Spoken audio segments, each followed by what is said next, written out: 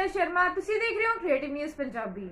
नगर पंचायत बिलगा विखे budget meeting का आयोजन किया गया, जिस विच हलका नकोदर दी विधायक बीबी इंद्रजीत कौर मान ने शिरकत की। भावें कि यह बजट मीटिंग सी, पर नगर दे लोग नगर पंचायत वालों काम ना करन दी वड्डी गिणती विच शिकायतां कीतियां गईयां, जिन्हां दा हल करन लई नगर पंचायत नूं निर्देश जारी किए गए। उन्हें संबोधन करदियां बीबी इंद्रजीत कौर मान ने कहा कि नगर पंचायत विच सब दा सत्कार होवेगा, चाहे वह किसी भी पार्टी नाल संबंध रखदा होवे। उन्हें यह भी कहा कि वार्ड के हर MC नूं ओह वार्ड विच होण वाले विकास के कामां दी जानकारी देनी जरूरी है, ताकि वह विकास के काम सही ढंग नाल करवा सकन। उन्हें कहा कि विकास के राह विच आउण वाले नूं बख्शिया नहीं जावेगा। उन्हें यह भी कहा कि मैं सिर्फ अपने इन्हां 5 सालों बारे सोचती हाँ, ना कि अगले 5 सालों लई अपनी वोट बैंक बनानी है। उन्हें कहा कि इन्हां 5 सालों विच हलके दा पूरा विकास किया जाएगा। अगर कोई इस विच मुश्किल खड़ी करता है तो उसनूं बख्शिया नहीं जाएगा, चाहे मेरी वोट ही क्यों ना टुट जाए। उन्हें पिछले समय दौरान नगर बिलगा विखे नगर पंचायत वालों किए विकास के काम की जांच करवाउण दी भी गल कही। इस मौके ते विरोधी धिर दे MCs वालों दोष लगाए गए कि नगर पंचायत बिलगा नूं विकास लई करोड़ों रुपए दे फंड जारी किए गए सी, पर इन्हां फंडां दा वड्डी पद्धर ते घपले किए गए हैं। उन्हां दी जांच की मांग की ते इंसाफ ना मिलन ते वड्डे पद्धर ते संघर्ष किया जाएगा। इस मौके ते सारे MC, नगर पंचायत स्टाफ, आम आदमी पार्टी अते होर पार्टी वर्कर हाजिर सन।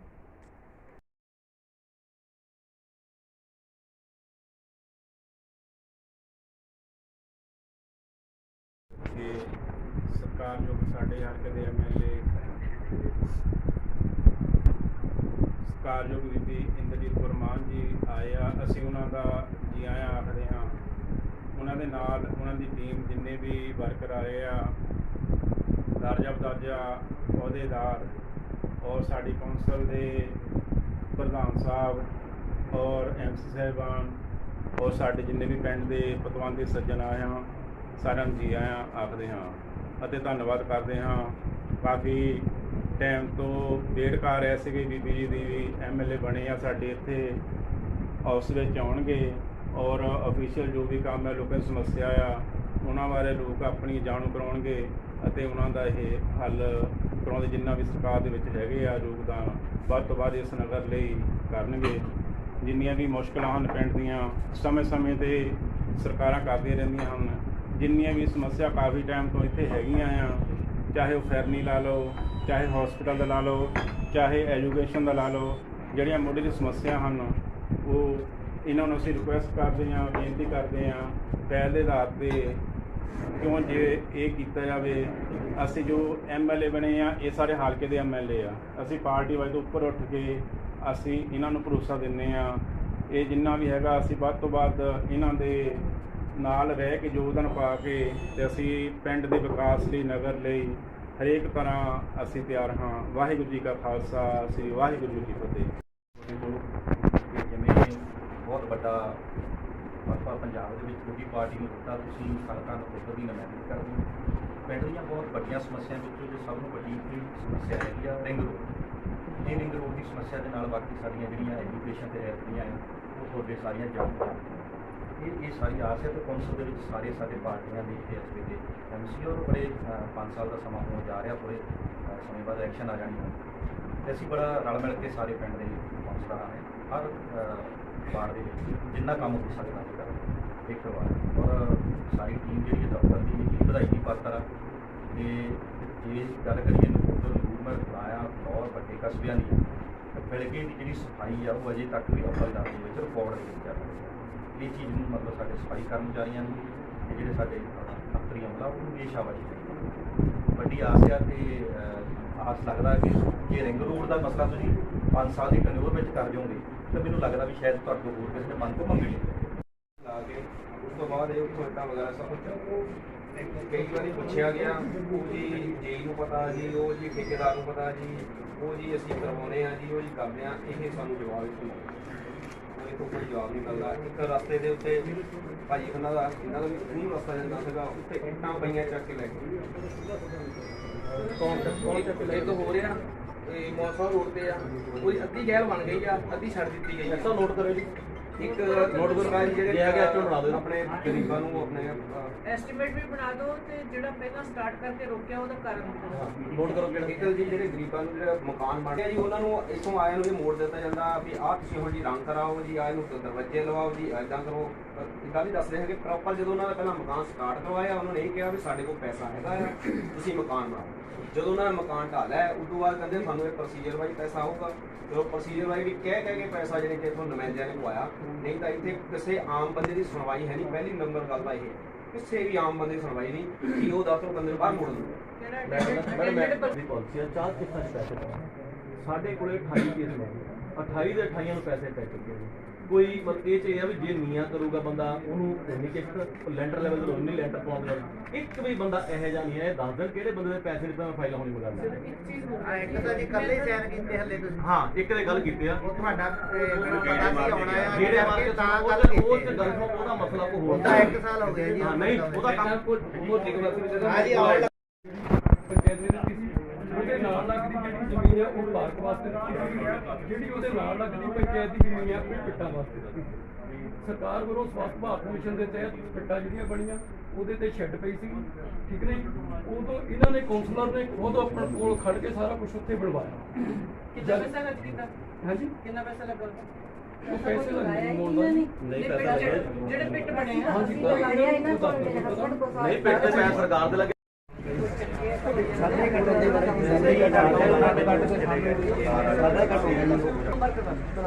ਓਕੇ। ਕੰਪਲੇਂਟ ਕੀਤੀਆਂ ਹੈ ਕਿ ਤੁਸੀਂ ਉਹਨਾਂ ਦੇ ਬਾਰੇ ਕੁਝ ਜਾਣਨਾ ਪਾਓਗੇ। ਅਸੀਂ ਕੰਪਲੇਂਟ ਦਿੱਤੀ ਆ ਸਨ 2016 ਦੇ ਵਿੱਚ ਇਹ ਨਗਰ ਪੰਚਾਇਤ ਪਿੰਡ ਵਿੱਚ ਆਈ। 2016 ਤੋਂ ਲੈ ਕੇ ਇਲੈਕਸ਼ਨ ਤੋਂ ਪਹਿਲਾਂ 2017 ਤੱਕ ਕਰੋੜਾਂ ਰੁਪਏ ਦੀ ਇੱਥੇ ਗ੍ਰਾਂਟ ਆਈ ਆ ਸਰਕਾਰ ਪਾਸੋਂ।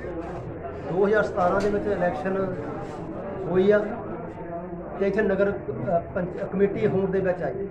ਉਸ ਤੋਂ ਬਾਅਦ ਵੀ ਕਰੋੜਾਂ ਦੀ ਗ੍ਰਾਂਟ ਆਈ ਆ ਤੇ ਗ੍ਰਾਂਟ ਔਰ ਨਗਰ ਪੰਚਾਇਤ ਦੇ ਆਪਣੇ ਜਿਹੜੇ ਸੋਰਸ ਆ ਉਹਨਾਂ ਤੋਂ ਵੀ ਇਨਕਮ ਹੋਈ ਆ। ਲੇਕਿਨ ਜਿਹੜੇ ਇਹਨਾਂ ਦੇ ਫੰਡਾਂ ਦੀ ਜਿਹੜੀ ਦੁਰਵਰਤੋਂ ਹੋਈ ਆ ਜਾਂ ਕੰਮ ਕੀਤੇ ਉਹਨਾਂ ਵਿੱਚ ਕੋਈ ਪਾਰਦਰਸ਼ਤਾ ਨਹੀਂ ਹੈਗੀ। ਪਾਰਦਰਸ਼ਤਾ ਨਾ ਹੋਣ ਕਰਕੇ ਇੱਥੇ ਦੇਖੋ ਮੇਰੀ ਗੱਲ ਸੁਣ, ਡਿਊਟੀ ਈਓ ਕਿਸੇ ਹੋਰ ਰਜਿਸਟ੍ਰੇਸ਼ਨ ਤੋਂ ਕਰਕੇ ਆਇਆ, ਬਦਲੀ ਇੱਥੇ ਕਰਤਾ, 2-2 ਸਾਲ ਦੀ ਤਨਖਾਹ ਘਟਾ ਕੇ ਇੱਥੋਂ ਜਿਹੜਾ ਕੰਮ ਇੱਥੇ ਕੀਤਾ ਨਹੀਂ। ਈਓ ਨੇ ਇੱਥੋਂ ਦੋਹਾਂ ਹੱਥੀ ਈਓ ਔਰ ਪ੍ਰੈਜ਼ੀਡੈਂਟ ਤੇ ਵੀ ਅਸੀਂ ਇਹ ਦੋਸ਼ ਲਾਉਂਦੇ ਆ ਪੂਰਾ, ਕਿਉਂਕਿ ਇਹਦੀ ਸਰਕਾਰ ਪਾਸੋਂ ਜਾਂਚ ਹੋਣੀ ਚਾਹੀਦੀ ਆ ਕਿ ਜਿੰਨੇ ਕੰਮ ਹੋਏ ਆ ਉਹਨਾਂ ਫੰਡਾਂ ਦੇ ਜ਼ਰੀਏ, ਉਹਨਾਂ ਫੰਡਾਂ ਦੀ ਤੇ ਹੋਏ ਕੰਮਾਂ ਦੀ ਇਹ ਸਰਕਾਰੀ ਜਾਂਚ ਹੋਣੀ ਚਾਹੀਦੀ ਹੈ। ਕਿਸੇ ਹੋਰ ਏਜੰਸੀ ਤੋਂ ਜਾਂਚ ਨਹੀਂ ਕਰਵਾਉਣੀ ਚਾਹੀਦੀ, ਸਰਕਾਰੀ ਏਜੰਸੀ ਤੋਂ ਜਾਂਚ ਚਾਹੀਦੀ ਆ। ਔਰ ਜਿਹੜਾ ਵੀ ਦੋਸ਼ੀ ਪਾਇਆ ਜਾਂਦਾ ਆ ਉਹਦੇ ਖਿਲਾਫ ਪੂਰੀ ਕਾਨੂੰਨੀ ਕਾਰਵਾਈ ਹੋਣੀ ਚਾਹੀਦੀ ਆ। ਉਹਦੇ ਅਸੀਂ ਵੀ ਦੇਖੋ ਮੇਰੀ ਗੱਲ ਤੋਂ ਮੌਜੂਦਾ MC ਹੈਗੇ ਆ, ਜੇ ਸਾਡੇ ਵਾਰਡਾਂ ਵਿੱਚ ਸਾਡੇ ਵੱਲੋਂ ਕੋਈ ਖਾਮੀ ਪਾਈ ਜਾਂਦੀ ਆ ਜਾਂ ਕੋਈ ਕੁਤਾਹੀ ਅਸੀਂ ਵਰਤੀ ਆ, ਬੇਸ਼ੱਕ ਸਾਨੂੰ ਵੀ ਟੰਗਣ, ਸਾਨੂੰ ਕੋਈ ਇਤਰਾਜ਼ ਨਹੀਂ ਹੈਗਾ। ਠੀਕ ਹੈ ਨਾ। ਪੰਜਾਬ ਦੀ ਜਨਤਾ ਨੇ ਆਉਣ ਵਾਲੀ ਨਵੀਂ ਸਰਕਾਰ ਨੂੰ ਬਹੁਤ ਵੱਡਾ ਫਤਵਾ ਦਿੱਤਾ ਆ। ਅਸੀਂ ਚਾਹੁੰਦੇ ਕਿ ਜਿਹੜੇ ਫਤਵੇ ਦੇ ਉੱਤੇ ਸਰਕਾਰ ਨੂੰ ਜਿੱਤ ਮਿਲੀ, ਯਾਨੀ 4 ਸਾਲ ਹੋ ਗਏ ਆ, ਤੁਸੀਂ ਅੱਜ ਚ ਇਹ ਮੁੱਦੇ ਉੱਠ ਕੇ ਸਾਹਮਣੇ ਲੈ ਕੇ ਆਏ ਆ। ਪਹਿਲਾਂ ਤੁਸੀਂ ਕਿੱਥੇ ਸੀਗੇ ਜਾਂ ਮਤਲਬ ਅੱਜ ਤੱਕ ਦੀ ਗੱਲ ਨਹੀਂ ਕੀਤੀ? ਕਈ ਵਾਰੀ RTI ਦੀ ਜਾਣਕਾਰੀ ਵੀ ਲਈ ਆ, ਅੰਦਰ ਐਪਲੀਕੇਸ਼ਨਾਂ ਵੀ ਦਿੱਤੀਆਂ ਆ, ਸਾਨੂੰ ਕਦੀ ਵੀ ਜਵਾਬ ਨਹੀਂ ਦਿੱਤਾ ਇਹਨਾਂ ਨੇ। ਤੁਸੀਂ ਕਦੇ ਮੀਟਿੰਗ ਦੇ ਵਿੱਚ ਤਾਂ ਮੀਟਿੰਗ ਵੀ ਪਹਿਲਾਂ ਮੀਟਿੰਗਾਂ ਹੁੰਦੀਆਂ, ਉਹਨਾਂ ਦੇ ਵਿੱਚ ਕਦੇ ਇਹਨਾਂ ਗੱਲਾਂ ਬਾਰੇ, ਕਦੇ ਹਿਸਾਬ ਬਾਰੇ ਕਦੇ ਗੱਲਬਾਤ ਹਰ ਵਾਰੀ ਭਾਜੀ 5 ਸਾਲਾਂ ਦੇ ਵਿੱਚ ਦੇਖੋ ਮੇਰੀ ਗੱਲ ਤੋਂ ਸਾਡੀ ਅੰਦਰ ਦਰਖਾਸਤਾਂ ਪਈਆਂ ਆ, ਸਾਨੂੰ ਨਾ ਈਓ ਨਾ ਐਸਓ ਨਾ ਪ੍ਰੈਜ਼ੀਡੈਂਟ ਕਿਸੇ ਨੇ ਖੇਚਲ ਨਹੀਂ ਕੀਤੀ ਹੈਗੀ। ਬਾਰ-ਬਾਰ ਇਹਨਾਂ ਤੋਂ ਦੇਖੋ ਇਹ ਪੁੱਛਣ ਤੇ ਕਿ ਨਗਰ ਪੰਚਾਇਤ ਕੋਲ ਕਿੰਨਾ ਫੰਡ ਪਿਆ ਆ, ਕਿਹੜੇ ਕੰਮਾਂ ਵਿੱਚ ਕਿੰਨਾ ਫੰਡ ਖਰਚ ਕੇ ਕਿੰਨਾ ਤੁਹਾਡੇ ਕੋਲ ਬਕਾਇਆ ਪਿਆ ਆ, ਕਦੇ ਵੀ ਸਾਨੂੰ ਕੋਈ ਬੇਰਬਾ ਨਹੀਂ ਦਿੱਤਾ। ਠੀਕ ਹੈ ਨਾ ਮਿਲਣ ਕਰਕੇ ਅਸੀਂ ਇਹ ਮੁੱਦੇ ਅੱਜ ਮਜਬੂਰੀ ਦੇ ਨਾਲ ਉਠਾਏ। ਅੱਜ ਪਹਿਲਾਂ ਵੀ ਤੁਸੀਂ ਕੀ ਭਰੋਸਾ ਜਤਾਉਂਦੇ ਆ ਕਿ ਮੈਡਮ ਤਾਂ ਆਮ ਆਦਮੀ ਪਾਰਟੀ ਤੋਂ ਦੇਖੋ ਨਾ ਜੀ, ਅਕਾਲੀ ਦਲ ਦੇ ਜਾਂ ਨਾ ਉਹਨਾਂ ਦਾ ਇੱਕੋ ਹੀ ਸੀਗਾ ਕਿ ਸਾਡੀ ਸਰਕਾਰ ਬਣੇ, ਅਸੀਂ ਇਮਾਨਦਾਰ ਤੇ ਸਾਫ਼ ਸੁਥਰੀ ਸਰਕਾਰ ਪੰਜਾਬ ਨੂੰ, ਪੰਜਾਬ ਦੀ ਜਨਤਾ ਨੂੰ ਦੇਵਾਂਗੇ। ਅਸੀਂ ਉਸ ਹੀ ਆਸ ਦੇ ਉੱਤੇ ਅੱਜ ਇਹ ਮੁੱਦੇ ਫਿਰ ਉਠਾਏ ਆ ਕਿ ਆਪਣੀ ਸਰਕਾਰ ਦੀ ਝਲਕ ਜਿਹੜੀ ਆ ਇਸ ਅਸੀਂ ਜਿਹੜੀ ਇਨਕੁਆਇਰੀ ਕੀਤੀ ਉਹਦੇ ਜ਼ਰੀਏ ਇੱਥੇ ਬਿਲਗੇ ਦੇ ਨਗਰ ਵਾਸੀਆਂ ਨੂੰ, ਪੂਰੇ ਜ਼ਿਲ੍ਹੇ ਦੇ, ਪੂਰੇ ਪੰਜਾਬ ਦੇ ਲੋਕਾਂ ਨੂੰ ਇਹ ਝਲਕ ਦੇਖਣ ਨੂੰ ਮਿਲਣੀ ਚਾਹੀਦੀ ਆ ਕਿ ਜੇ ਕਿਤੇ ਗਲਤ ਕੰਮ ਹੋਇਆ ਸੀ ਤਾਂ ਇਹ ਸਰਕਾਰ ਨੇ ਉਹਦਾ ਪਰਦਾ ਫਾਸ਼ ਕਰਕੇ ਨਾ ਸਾਰੇ ਜਿਹੜੇ ਦੋਸ਼ੀ ਪਾਏ ਗਏ ਉਹਨਾਂ ਤੇ ਕਾਨੂੰਨੀ ਕਾਰਵਾਈ ਕੀਤੀ। ਔਰ ਅਸੀਂ ਇਹ ਵੀ ਗੱਲ ਕਰਦੇ ਜਿਹੜੇ ਪਹਿਲੇ ਈਓ ਇੱਥੋਂ ਗਏ ਆ, ਜਿਹੜੇ ਪਹਿਲੇ ਈਓ ਇੱਥੋਂ ਗਏ ਆ ਨਾ, ਅਗਰ ਉਹ ਵੀ ਕਸੂਰਵਾਰ ਪਾਏ ਜਾਂਦੇ ਆ ਉਹਨਾਂ ਨੂੰ ਵੀ ਵਾਪਸ ਬੁਲਾ ਕੇ ਉਹਨਾਂ ਤੇ ਇਨਕੁਆਇਰੀ ਕਾਰਵਾਈ ਕਰਨੀ ਚਾਹੀਦੀ। ਜੇਕਰ ਮੈਡਮ ਇਹ ਹੁੰਦੇ ਆ, ਮੈਡਮ ਕੋਈ ਜੋਸ਼ ਕਰਨਗੇ, ਜੇ ਤੁਹਾਡੀਆਂ ਮੰਗਾਂ ਨਹੀਂ ਪੂਰੀਆਂ ਇੱਥੇ ਵੀ ਹੁੰਦੀਆਂ ਪਈਆਂ ਵਾ, ਫਿਰ ਤੁਹਾਡਾ ਅਗਲਾ ਨੈਕਸਟ ਕਦਮ ਕੀ ਹੋਏਗਾ? ਨੈਕਸਟ ਸਾਡਾ ਕਦਮ ਇਹੀ ਆ ਵੀ ਅਸੀਂ ਪਿੰਡ ਦੇ ਲੋਕਾਂ ਨੂੰ ਨਾਲ ਲੈ ਕੇ ਸੰਘਰਸ਼ ਕਰਾਂਗੇ। ਬਿਲਕੁਲ ਬੇਸ਼ੱਕ ਸਾਨੂੰ ਹੱਕਾਂ ਉੱਤਰਨਾ ਪਿਆ ਅਸੀਂ ਕਰਾਂਗੇ। ਅਸੀਂ ਆਪੋਜੀਸ਼ਨ ਆ, ਅਸੀਂ ਪੂਰਾ ਆਪੋਜੀਸ਼ਨ ਵਾਲਾ ਰੋਲ ਨਿਭਾਵਾਂਗੇ, ਪੂਰੇ ਜ਼ਿੰਮੇਵਾਰੀ ਦੇ ਨਾਲ ਨਿਭਾਵਾਂਗੇ। ਅਸੀਂ ਕਦੇ ਵੀ ਤੋਂ ਪਿੱਛੇ ਨਹੀਂ ਹਟਾਂਗੇ। ਬਿਲਕੇ 'ਚ ਮੈਂ ਚੱਕਰ ਕਾਫੀ ਲਗਾ ਲਏ ਹੋਏ ਆ। ਜਿਵੇਂ ਜੱਪੂ ਸਾਹਿਬ ਨੇ ਕਿਹਾ ਕਿ ਵੀ ਕੰਮ ਕੌਂਸਲ ਦਾ ਵਧੀਆ ਦਿਖ ਰਿਹਾ, ਚੱਲ ਰਿਹਾ, ਜਿਹੜਾ ਨਾਲ ਦੀ ਨਾਲ ਸਫਾਈ ਦਾ ਵੀ ਤੁਹਾਡਾ ਬਹੁਤ ਬਿਹਤਰ ਹੈ, ਕਿਉਂਕਿ ਦੂਸਰੇ ਸ਼ਹਿਰਾਂ ਦੇ ਹਾਲਾਤ ਕੁਛ ਬੱਤਰ ਆ, ਤੁਹਾਡੇ ਪਿੰਡ ਦੇ ਹਾਲਾਤ ਬੜੇ ਅੱਛੇ ਆ। ਮੇਰੀ ਵੀ ਸਭ ਨੂੰ ਇਹੀ ਗੁਜ਼ਾਰਿਸ਼ ਕਿ ਪਾਰਟੀ ਵਾਈਜ਼ ਤੋਂ ਉੱਪਰ ਉੱਠ ਕੇ ਕੋਈ ਇਹ ਨਾ ਸਮਝੇ ਕਿ ਮੈਂ 10 ਸਾਲ ਰਾਜ ਕਰਨਾ ਹੀ ਹੈ ਜਾਂ ਮੈਂ 15 ਸਾਲ ਰਾਜ ਕਰਨਾ ਹੀ ਹੈ। ਮੈਂ ਫਿਲਹਾਲ ਮੇਰੇ को 5 साल और मैं 5 ही मान के चलती। मेरे ये कहने तो मतलब ये आ कि मैं कोई गुरेज नहीं करना ਜਦੋਂ ਕਿਤੇ जनता ਦੇ ਕੋਈ ਹਿੱਤ ਆੜੇ ਕੋਈ ਵੀ ਆਵੇ, ਕਿਸੇ ਵੀ ਕਿਸਮ ਦਾ ਆਵੇ, ਕੋਈ ਵੀ ਐਸੀਆਂ ਚੀਜ਼ਾਂ ਜਿਹੜੀਆਂ ਬਿਲਗਾ ਨਗਰ ਦੇ ਡਿਵੈਲਪਮੈਂਟ ਦੇ ਆੜੇ ਆਉਣਗੀਆਂ, ਕਰਪਸ਼ਨ ਹੋਊਗੀ, ਕਿਸੇ ਵੀ ਕਿਸਮ ਦੀ ਕੋਈ ਵੀ ਚੀਜ਼ ਸਾਹਮਣੇ ਆਈ ਤਾਂ ਮੈਂ ਬਰਦਾਸ਼ਤ ਨਹੀਂ ਕਰਦੀ। ਖੁੱਲ੍ਹਾ ਸਮਾਂ ਦਿੱਤਾ ਜਾਊਗਾ, ਖੁੱਲ੍ਹੇ ਤੁਹਾਨੂੰ ਫ੍ਰੀ ਹੈਂਡ ਕੰਮ ਕਰਨ ਲਈ ਦਿੱਤਾ ਜਾਊਗਾ। ਮੇਰਾ ਫਜ਼ੂਲ ਦੀ ਕੋਈ ਦਖਲਅੰਦਾਜ਼ੀ ਨਹੀਂ ਹੋਣੀ ਕਿ ਆਹ ਨਾ ਕਰੋ, ਇਹ ਨਾ ਕਰੋ, ਉਹ ਨਾ ਕਰੋ। ਤੁਸੀਂ ਸਰਬਸੰਮਤੀ ਨਾਲ ਜੋ ਪਾਸ ਕਰੋਗੇ, ਤੁਸੀਂ ਤੁਹਾਡਾ ਨਗਰ ਹੈ ਇਹ, ਉਹ ਮੇਰੇ ਲਈ ਉਹ ਠੀਕ ਹੋਏਗਾ। ਪਰ ਜਿਵੇਂ ਆਮ ਤੌਰ 'ਤੇ ਹੁੰਦਾ, ਜਿਹੜਾ ਕੋਈ ਫਸਟ ਟਾਈਮ ਬਣਦਾ ਉਹ ਆਪਣੇ ਹਿੱਤ ਜ਼ਿਆਦਾ ਸਾਹਮਣੇ ਰੱਖਦਾ ਆ ਦੂਸਰਿਆਂ ਦੇ ਹਿੱਤ ਦੇ ਨਾਲੋਂ, ਜਿਨ੍ਹਾਂ ਵਾਸਤੇ ਅਸੀਂ ਬਣੇ ਹੁੰਦੇ ਆ ਕਿ ਮੇਰੀ ਵੋਟ ਨਾ ਟੁੱਟ ਜਾਏ, ਮੈਨੂੰ ਕੋਈ ਮਾੜਾ ਨਾ ਕਹਿ ਦੇ। ਮੇਰੀ ਡਿਕਸ਼ਨਰੀ ਦੇ ਵਿੱਚ ਇਹ ਸਾਰੀਆਂ ਚੀਜ਼ਾਂ ਹੈ ਨਹੀਂ। ਮੈਨੂੰ ਕੋਈ ਮਾੜਾ ਕਹਿ ਦੇ, ਮੇਰੀਆਂ ਕੋਈ ਵੋਟਾਂ ਟੁੱਟ ਜਾਣ, ਮੈਨੂੰ ਕੋਈ ਫਰਕ ਨਹੀਂ ਪੈਂਦਾ। ਜਿਹੜਾ ਗਲਤ ਕਰੂਗਾ ਉਹ ਗਲਤ ਹੋਵੇ। ਇਹ ਮਤਲਬ ਇੱਕ ਕਿਸਮ ਦੀ ਮੇਰੀ, ਤੁਸੀਂ ਇਹਨੂੰ ਸਲਾਹ ਸਮਝ ਲਓ, ਹਦਾਇਤ ਸਮਝ ਲਓ, ਜਿਵੇਂ ਮਰਜ਼ੀ ਸਮਝ ਲਓ। ਬੇਨਿਯਮੀਆਂ ਹੈ ਬਹੁਤ ਸਾਰੀਆਂ ਬਿਲਗੇ ਦੇ ਵਿੱਚ ਜਿਹੜੀਆਂ ਹੋਈਆਂ, ਉਹਦਾ ਵੀ ਹੌਲੀ ਹੌਲੀ ਕਰਕੇ ਦੇਖਣਾ ਪਏਗਾ ਕਿ ਉਹ ਬੇਨਿਯਮੀਆਂ, ਕਿਉਂਕਿ ਤੁਸੀਂ ਕੌਂਸਲਰ ਹੋ, ਤੁਹਾਨੂੰ ਨਹੀਂ ਪਤਾ। ਤੁਸੀਂ ਤਾਂ ਆਪਣੇ ਵੱਲੋਂ ਮਤੇ ਪਾ ਦਿੱਤੇ, ਕੰਮ ਹੋਣੇ ਸ਼ੁਰੂ ਹੋ ਗਏ। ਉਹ ਕਿਵੇਂ ਦੇ ਹੋ ਰਹੇ, ਕਿਵੇਂ ਦੇ ਨਹੀਂ ਹੋ ਰਹੇ, ਉਹ ਪਿਛਲੇ ਜਿਹੜੇ ਤੁਹਾਡੇ ਆਫਿਸਰ ਸਾਹਿਬਾਨ, ਉਹਨਾਂ ਦੀ ਰਿਸਪੌਂਸਿਬਿਲਿਟੀ ਬਣਦੀ ਹੈ। ਬੜਾ ਪੈਸਾ ਆਇਆ ਹੋਇਆ ਬਿਲਗੇ ਦੇ ਵਿੱਚ। ਅੱਗੇ ਤੋਂ ਈਓ ਸਾਹਿਬ ਨੂੰ ਵੀ ਮੈਂ ਕਹਿ ਦਿੱਤਾ ਹੋਇਆ ਕਿ ਅਨਪਲੈਨਡ ਪੈਸਾ ਖਰਚ ਨਹੀਂ ਕਰਨਾ। 1 ਰੁਪਈਆ ਨਹੀਂ ਖਰਾਬ ਕਰਨਾ ਤੁਹਾਡਾ ਜਨਤਾ ਦਾ ਪੈਸਾ। 1 ਵੀ ਰੁਪਈਆ ਵੇਸਟ ਹੋਊਗਾ, ਮੈਨੂੰ ਬੜੀ ਤਕਲੀਫ ਹੋਊਗੀ। ਇਹ ਨਹੀਂ ਕਿ ਅੱਜ ਬਣਾ ਲਿਆ ਕੱਲ ਨੂੰ ਢਾਹ ਲਿਆ। ਤੁਸੀਂ ਵੀ ਸਾਰੇ, ਤੁਹਾਡਾ ਛੋਟਾ ਨਗਰ ਆ, ਤੁਹਾਨੂੰ ਮੌਕਾ ਬੜਾ ਵਧੀਆ ਮਿਲਿਆ ਇਹਨੂੰ ਬਣਾਉਣ ਦਾ। ਜਿਹੜਾ ਵੀ ਕੰਮ ਕਰਨਾ, ਐਸਾ ਕਰਨਾ ਜਿਹਨੂੰ 20-25 ਸਾਲ ਮੁੜ ਕੇ ਦੇਖਣ ਦੀ ਜ਼ਰੂਰਤ ਨਾ ਪਵੇ। ਆਪਣਾ ਘਰ ਦਾ ਸਮਝ, ਅਸੀਂ ਘਰ ਦੇ ਵਾਸਤੇ ਅਸੀਂ ਪੈਸਾ ਇਕੱਠਾ ਕਰਦੇ ਹਾਂ। ਇੱਦਾਂ ਹੀ ਇਹ ਲੋਕਾਂ ਦਾ ਪੈਸਾ ਇਕੱਠਾ ਕੀਤਾ ਹੋਇਆ, ਜਿਹੜਾ ਆਪਾਂ ਨੂੰ ਕਰੋੜਾਂ ਰੁਪਏ ਦੇ ਵਿੱਚ ਗ੍ਰਾਂਟਾਂ ਆਉਂਦੀਆਂ। ਜਿਹੜਾ ਵੀ ਇੱਕ ਕੰਮ ਕਰੋਗੇ ਉਹਨੂੰ 20-25 ਸਾਲ ਤੱਕ ਦੇਖਣਾ ਨਾ ਪਵੇ। ਤੇ ਮੈਂ ਅੱਖਾਂ ਮੀਟ ਕੇ ਤੁਹਾਡੇ ਵੱਲ ਕਦੀ ਨਹੀਂ ਕਹੂੰਗੀ ਕਿ ਤੁਸੀਂ ਚੰਗਾ ਕੀਤਾ ਜਾਂ ਮਾੜਾ ਕੀਤਾ। ਛੱਪੜਾਂ ਦੀਆਂ ਸਫਾਈਆਂ, ਇਹ ਇੱਕ ਕਿਸਮ ਦਾ ਪੈਸਾ ਫਜ਼ੂਲ ਖਰਚਣ ਵਾਲੀ ਚੀਜ਼ ਮੇਰੇ ਸਾਹਮਣੇ ਆਈ ਹੈ। ਮੈਂ ਦੇਖਦੀ ਰਹੀ, ਮੇਰਾ ਆਪਣਾ ਕਾਰੋਬਾਰ ਸੀ ਹੈ, ਜਿਹਦੇ ਵਿੱਚ ਮੈਂ ਬਹੁਤ ਚੰਗੀ ਤਰ੍ਹਾਂ ਸਮਝਦੀ ਹਾਂ ਕਿ ਛੱਪੜਾਂ ਦੀ ਸਫਾਈ ਵਾਸਤੇ ਕੀ ਚਾਹੀਦਾ, ਕਿੰਨਾ ਚਾਹੀਦਾ, ਕਦੋਂ ਚਾਹੀਦਾ। 5 ਸਾਲਾਂ ਦੇ ਵਿੱਚ ਇੱਕ ਕੰਮ ਕਰ ਲਓ ਬਿਲਗੇ ਦਾ। 1 ਸਾਲ ਦੇ ਵਿੱਚ ਅਸੀਂ ਇੱਕ ਕਰਨਾ, ਕਿੱਡੇ ਕੁ ਕੰਮ ਹੈ ਆਪਣੇ ਦੇ ਕੋਲ। 1 ਸਾਲ ਦੇ ਵਿੱਚ ਇੱਕ ਕੰਮ ਕਰਨਾ, ਬੇਸ਼ੱਕ ਸਾਰੇ ਛੱਪੜ ਹੀ ਕਰ ਲਓ 1 ਸਾਲ। ਦੂਸਰੇ ਸਾਲ ਦੇ ਵਿੱਚ ਹੋਰ ਤੁਹਾਡਾ ਕੋਈ ਡਿਵੈਲਪਮੈਂਟ ਦਾ ਕੰਮ ਹੈ ਉਹ ਕਰ ਲਓ। ਤੀਸਰੇ ਸਾਲ ਦੇ ਵਿੱਚ ਤੀਜਾ ਕਰ ਲਓ, ਚੌਥਾ ਕਰ ਲਓ, 5ਵਾਂ ਕਰ ਲਓ। ਪਰ ਜਦੋਂ ਕਰੋ, ਸੀਰਨੀ ਵਾਂਗੂ ਨਹੀਂ ਵੰਡਣੇ ਆਪਾਂ ਪੈਸੇ ਕਿ ਇੰਨਾ ਕਹਿਤੇ ਲਾ ਦਿਓ, ਇੰਨਾ ਕਹਿਤੇ ਲਾ ਦਿਓ, ਇੰਨਾ ਕਹਿਤੇ ਲਾ ਦਿਓ। ਉਹ ਸਾਰੀ ਫਜ਼ੂਲ ਖਰਚੀ ਆ, ਨਾ 75 ਸਾਲਾਂ ਦੇ ਵਿੱਚ ਕਿਸੇ ਦੇ ਕੰਮ ਆਈ ਹੈ, ਨਾ ਅੱਗੋਂ ਆਉਣੀ। ਇਸ ਕਰਕੇ ਤੁਸੀਂ ਸਾਰੇ ਸਿਆਣੇ ਹੋ, ਨਗਰ ਨੇ ਤੁਹਾਨੂੰ ਚੁਣਿਆ, ਤੁਸੀਂ ਕੌਂਸਲਰ ਹੋ। ਤੁਸੀਂ ਆਪਣੇ ਮੁਤਾਬਕ ਆਪਣੇ ਇੱਕੋ ਚੀਜ਼ ਹੈ, ਸਲਾਹ ਮਸ਼ਵਰਾ ਬਹੁਤ ਜ਼ਰੂਰੀ ਹੁੰਦਾ। ਮੈਂ ਹਮੇਸ਼ਾ ਹਰ ਥਾਂ ਐਗਜ਼ਾਮਪਲ ਦਿੰਦੀ ਕਿ ਜਦੋਂ ਮੈਂ ਫਸਟ ਟਾਈਮ ਸਰਪੰਚ ਬਣੀ ਸੀ, ਮੇਰੀ ਉਮਰ ਕੋਈ 28 ਸਾਲ ਦੀ ਸੀ। ਮੈਂ ਇਕੱਲੀ ਨੇ ਸਰਪੰਚੀ ਨਹੀਂ ਕੀਤੀ। ਮੈਂ ਆਪਣੇ ਸਾਬਕਾ ਸਰਪੰਚ, ਸਾਬਕਾ ਪੰਚ, ਆਪਣੇ ਪਿੰਡ ਦੇ ਬਜ਼ੁਰਗ, ਉਹਨਾਂ ਨੂੰ ਆਪਣੇ ਨਾਲ ਬਿਠਾਉਂਦੀ ਸੀ ਜਦੋਂ ਵੀ ਕੰਮ ਕਰਦੀ ਸੀ। ਬੇਸ਼ੱਕ ਮੇਰੀਆਂ ਵਿਰੋਧੀ ਕੰਪਲੇਂਟਸ ਕਰਦੇ ਸੀ, ਜੇ ਪੰਚਾਇਤ ਮੀਟਿੰਗ ਦੇ ਵਿੱਚ ਨੌਨ ਪੰਚ ਬਿਠਾਉਂਦੇ ਆ, ਮੈਂ ਨਹੀਂ ਪਰਵਾਹ ਕੀਤੀ, ਕਿਉਂਕਿ ਮੈਂ ਉਹਨਾਂ ਦੀ ਉਂਗਲੀ ਫੜ ਕੇ ਚੱਲਣਾ ਸੀ। ਉਹਨਾਂ ਨੇ ਮੈਨੂੰ ਉਂਗਲੀ ਫੜ ਕੇ ਚਲਾਇਆ ਕਿ ਅੱਜ ਮੈਂ ਤੁਹਾਡੇ ਸਾਹਮਣੇ ਬੈਠੀ ਹਾਂ। ਸਲਾਹ ਮਸ਼ਵਰਾ ਚੰਗੀ ਗੱਲ ਹੁੰਦੀ ਆ, ਆਪਣੇ ਸਿਆਣਿਆਂ ਤੋਂ, ਆਪਣੇ ਬਜ਼ੁਰਗਾਂ ਤੋਂ, ਕਿਵੇਂ ਕਰਨਾ, ਕਿੱਥੇ ਕਰਨਾ, ਕਿਹੜਾ ਕੰਮ ਪਹਿਲ ਦੇ ਆਧਾਰ 'ਤੇ ਕਰਨ ਦੀ ਜ਼ਰੂਰਤ ਹੈ, ਉਸੇ ਮੁਤਾਬਕ ਤੁਸੀਂ ਸ਼ੁਰੂ ਕਰਨਾ। ਕਿ ਉਹ ਸਾਨੂੰ ਮੈਂ ਆਉਂਦੇ ਹੀ ਰਿਕੁਐਸਟ ਕਰ ਦਿੱਤੀ ਸੀ। ਇੱਕ ਵਾਰੀ ਤਾਂ ਰਿਕੁਐਸਟ ਚੱਲ ਰਹੀ ਆ ਕਿ ਵੀ ਤੁਸੀਂ ਮਾਲਕ ਤੁਹਾਨੂੰ ਬਣਾ ਕੇ ਬਿਠਾਇਆ ਜਾਂਦਾ ਸ਼ਹਿਰ ਦਾ ਤੇ ਤੁਸੀਂ ਇਹਦਾ ਪੂਰਾ ਪੂਰਾ ਖਿਆਲ ਰੱਖਣਾ। ਦੂਸਰੀ ਗੱਲ ਰਿੰਗ ਰੋਡ ਦੀ ਪ੍ਰਾਇੋਰਟੀ ਮੇਰੀ ਰਿੰਗ ਰੋਡ ਮੈਂ ਆਪਣੇ ਵੱਲੋਂ ਥਰੂ ਆਊਟ ਕਰ ਦਿੱਤਾ ਔਰ ਮੰਤਰੀ ਸਾਹਿਬ ਤੁਹਾਡੇ ਕੋਲੋਂ ਮਤਾ ਚਾਹੀਦਾ ਮੈਨੂੰ, ਤੁਸੀਂ ਆਪਣੇ ਮੈਨੂੰ ਅੱਜ ਦੀ ਕਾਰਵਾਈ ਦੇ ਵਿੱਚ ਇਹ ਪਾ ਕੇ ਦਿਓ, ਇੱਕ ਮਤਾ ਪਾ ਕੇ ਦਿਓ ਕਿ ਸਾਨੂੰ ਆ ਰਿੰਗ ਰੋਡ ਦੀ ਜ਼ਰੂਰਤ ਆ।